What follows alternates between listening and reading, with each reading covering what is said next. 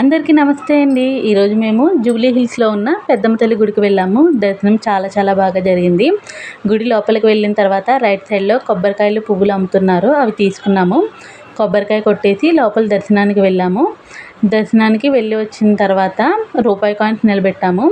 మనం ఏదైనా కోరుకుని రూపాయి కాయిన్ నిలబెడితే అది ఆ కోరిక తీరుతుందని అందరికీ నమ్మకం.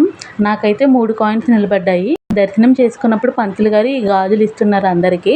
నేను 3 సార్లు దర్శనం చేసుకున్నాను, 3 సార్లు గాజులు ఇచ్చారు. నాకు చాలా సంతోషంగా అనిపించింది. గుడి దర్శనం చేసుకున్న తర్వాత లెఫ్ట్ సైడ్లో పక్కకు వచ్చేస్తే ఇక్కడ నాగదేవత ఆలయం ఉంది, అది దర్శనం చేసుకున్నాము. తర్వాత పక్కనే లక్ష్మీ గణపతి సరస్వతి ఆలయం ఉన్నాయి, అవి కూడా దర్శనం చేసుకుని బయటకు వచ్చాము.